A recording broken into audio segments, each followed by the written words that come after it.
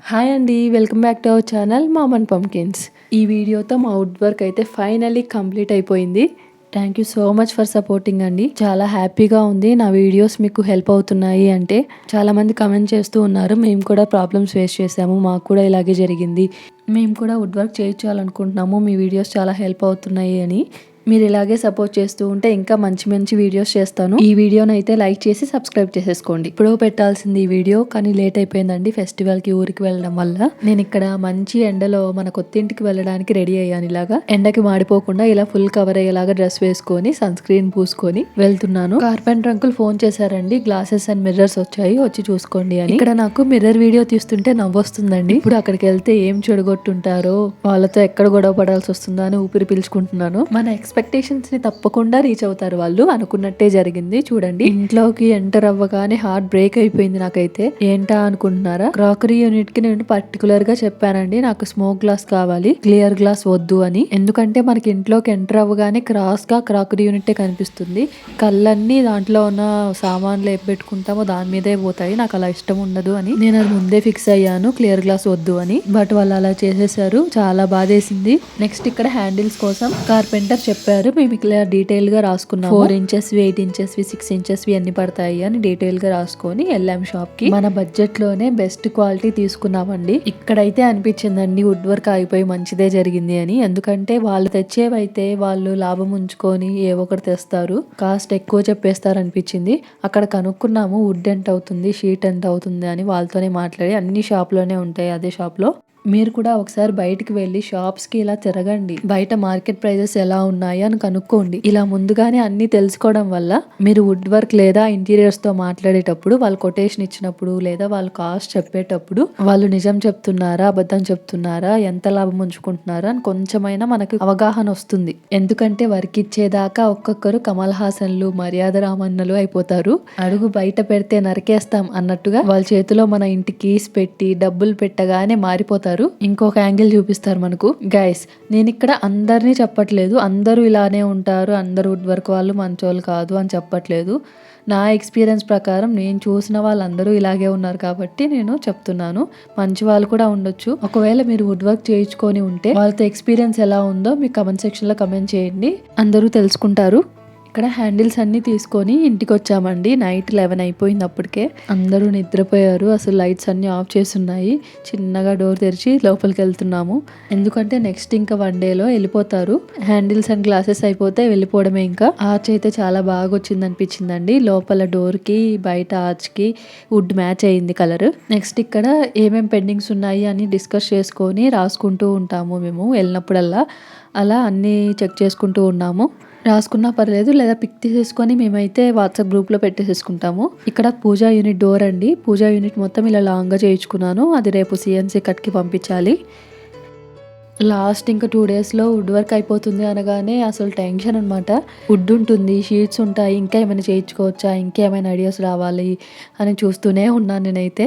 ఒక్కసారి wood work అయిపోతే మళ్ళీ రమ్మన్నా రారు, చిన్న చిన్న వర్క్స్కి అయితే మళ్ళీ వర్కర్స్ రారు. ఇక్కడ చూస్తే మిర్రర్స్ కూడా వచ్చేసాయి. ఇంకా మనకి బెడ్రూమ్స్లో వార్డ్రోబ్స్లో ఇలా డ్రాస్ ఇస్తారు, అవి కూడా పెండింగ్ ఉన్నాయి. ఇక్కడ మీరు చూస్తే షీట్స్ అయితే చాలా మిగిలిపోయాయండి లాస్ట్లో. కొంచెం ఇంకా పెండింగ్ వర్క్ ఉన్నప్పటికీ చిన్న చిన్న ముక్కలు మిగిలిపోయాయి. వుడ్ వర్క్ ఆగిపోయింది కాబట్టి ఇవన్నీ మా దగ్గరే ఉండిపోయాయి, లేదంటే వుడ్ వర్క్ చేపించిన అతనే తీసుకెళ్లిపోయేవాళ్ళు. ఎక్కడైనా ఎక్స్ట్రా ర్యాక్ కావాలి అని అడిగితే వుడ్ లేదు, షీట్స్ లేవు అంటారు. బట్ ఇప్పుడు ఇక్కడ ఇన్ని మిగిలిపోయాయి, వాటిని ఏం చేసుకోవాలో కూడా అర్థం కావట్లేదు. అదేదో ముందే అయిపోయి ఉంటే మనమే చేయించుకునే వాళ్ళము, హ్యాపీగా అనిపించింది. అంకుల్ అయితే చేస్తూనే ఉన్నారు, లాస్ట్ 2 డేస్ కదా ఇంకా ఫాస్ట్ గా చేసేస్తున్నారు. ఇక్కడ మేము ఒక ఫోల్డబుల్ ప్లాంక్ అడిగామండి, ఫోల్డ్ చేసుకునేలాగా. బట్ రాదు అన్నారు, అది కూడా ఫోల్డ్ చేయడానికి హింజెస్ ఉన్నాయి అని అడిగారు. బట్ 2500 అవుతుంది అన్నారంట. మరి అంత అయితే లేదండి, 800 900కి వచ్చేస్తున్నాయి బయట.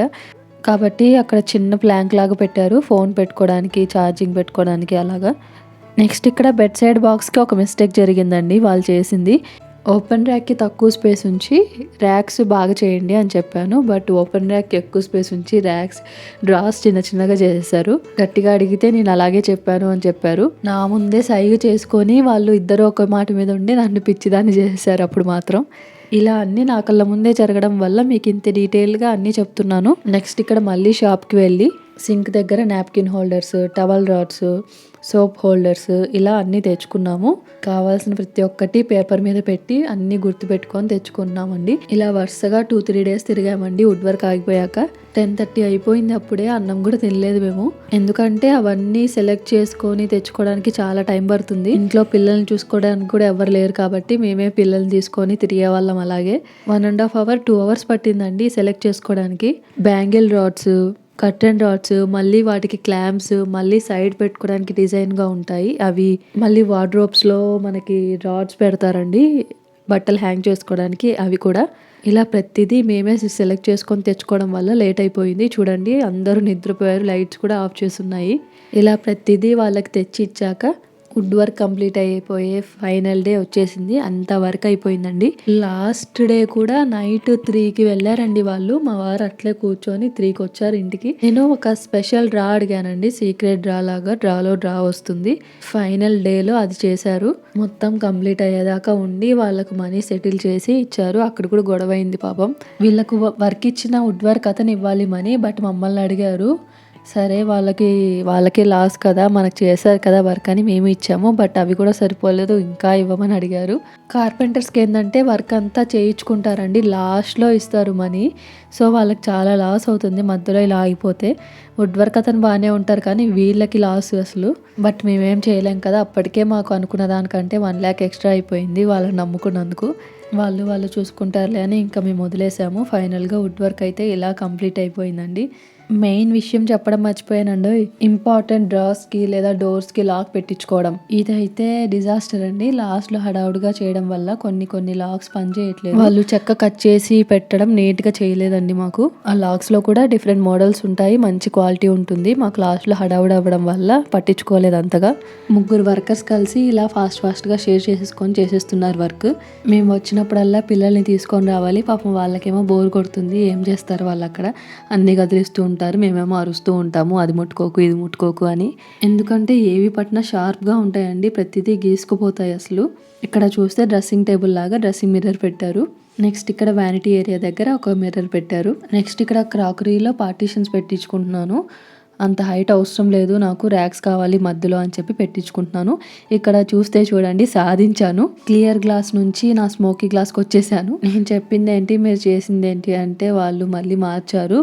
డబ్బులు మాత్రం మాకే పడ్డాయి మళ్ళీ ఎక్స్ట్రాగా. నెక్స్ట్ ఇక్కడ చూస్తే బ్లాక్ ఫ్రోస్టింగ్ గ్లాస్ అండి, ఇది కూడా బ్లాక్ గ్లాస్ పెట్టించుకున్నాను ఇలాగా. ఫైనలీ అలా మా వుడ్ వర్క్ కంప్లీట్ అయిపోయింది.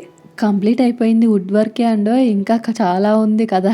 ఇంకా వాల్ పేపర్స్ ఉంటాయి, పెయింటింగ్స్ ఉంటాయి, వాటిల్లో చాలా జాగ్రత్తగా ఉండాలి. అవన్నీ ఇంకా డీటెయిల్గా చెప్తాను. ఇంకా మీకు ఏమైనా డౌట్స్ ఉంటే కమెంట్ సెక్షన్లో కమెంట్ చేయండి. నేను ఇంకా డీటెయిల్గా ఒక వీడియో చేస్తాను, ఎలా ప్లాన్ చేసుకోవాలి వుడ్ వర్క్ అనేది. ఈ వీడియోలో పిక్చర్ చూస్తూ మీకు ఎక్స్ప్లెయిన్ చేయాలి కాబట్టి నేను అదంతా చెప్పలేకపోయాను. మీ డౌట్స్ అన్నీ ఈ వీడియో కింద కమెంట్ చేయండి, నేను డెడికేటెడ్గా ఒక వీడియో చేస్తాను. అండ్ మీ సపోర్ట్ అయితే నాకు కావాలండి. మా ఛానల్ని ఇప్పుడే సబ్స్క్రైబ్ చేసుకొని నోటిఫికేషన్ ఆల్లో పెట్టుకోండి. అండ్ వీడియోని లైక్ చేయడం అస్సలు మర్చిపోకండి. థ్యాంక్స్ ఫర్ యువర్ సపోర్ట్ అండి, and thank you so much for watching. Bye bye.